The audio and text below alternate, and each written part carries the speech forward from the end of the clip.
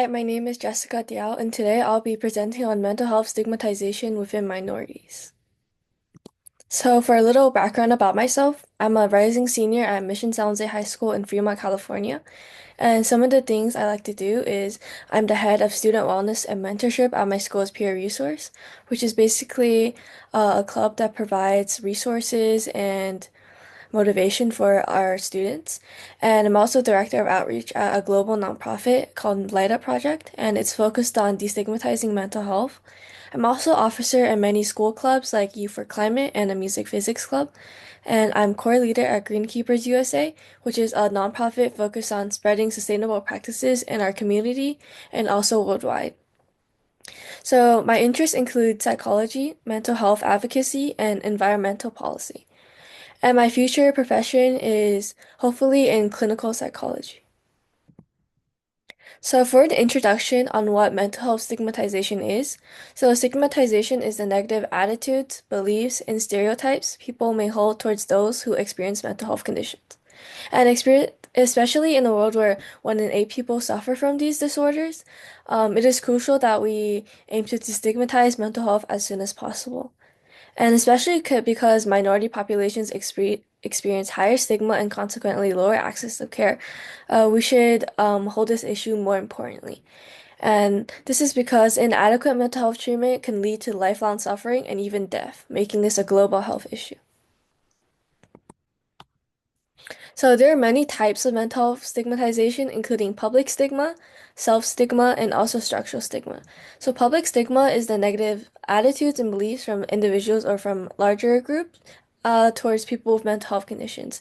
And this can stem from even your family or healthcare providers, which is really serious. And because of public stigma frequently, this leads to self-stigma, which is an individual believing they're flawed or wrong for having a mental condition. And structural stigma is the most serious because it includes the laws, regulations, and policies that can limit the rights of those with mental health conditions. And this stigma also disproportionately affects minority groups.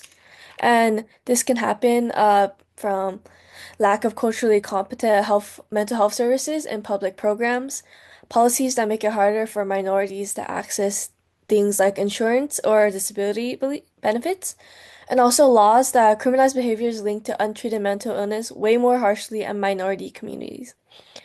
And something that happens very frequently is also that there's language barriers are not accommodated in healthcare settings, which can also create more stigma and weaken the amount of healthcare that is provided for those with mental health conditions, especially in minority groups, where their language is not accommodated. And these three types of stigma combine to create serious barriers like emotional, cultural, and systematic. Okay, so now for some cultural factors behind stigma. So stigma has roots in both culture and survival, but the consequences are still deadly. So for some examples, in East Asian culture, collectivist culture, which is prioritizing the needs of the group over individual, discourages emotional disclosure in order to really prioritize social harmony and decrease shame. So it's basically seen as shameful if you have a mental health disorder because you are seen as different from the overall majority group. And in African American culture, stigma comes from medical mistrust due to historical abuse, like the Tuskegee study, and also cultural expectations of strength. So the Tuskegee study was basically when many African American males who had syphilis were in a study where the researchers were studying the progression of syphilis, and even when penicillin was available as a cure, it was withheld for them, leading to great mistrust within the community because of this medical abuse. And in Latinx culture, mental illness is frequently seen through a religious lens, or it's seen as an overall moral failure that causes craziness. And in this culture, mental health disorders can be seen as a lack of faith or spiritual strength, or even a test from God as a punishment for sin. And it's overall seen as a sign of just being possessed. So for some real life examples, while 51% of white Americans sought out mental health illnesses, only 37% of African Americans and 36% of Latino or Hispanic people sought out these services. And this is really, really discouraging to see because, as we said before, people who do not seek out treatment for mental health illnesses frequently get worse and live out a overall worse quality of life, and they can experience even death.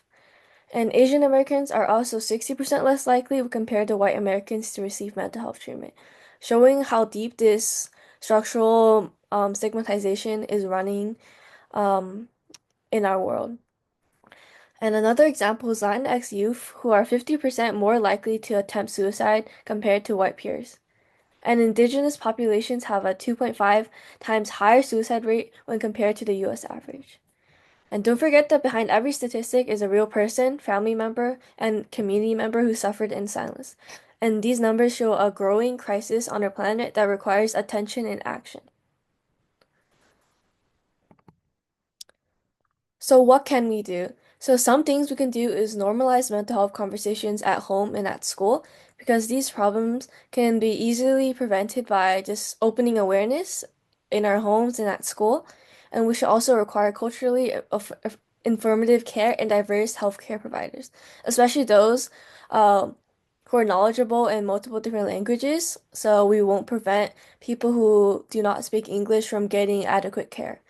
And we should also provide mental health education in multiple languages, like I said before, and also forms of social media. And we should also never forget the stories of minorities, and we should share the mental health stories of minorities to promote awareness and understanding. So these are some of the references I used for this presentation. So thank you for listening to my presentation, and I would just like to provide thanks to this opportunity from Johns Hopkins Global Leadership Conference, and I would also like to thank my family and friends. So if you have any questions, feel free to send me an email.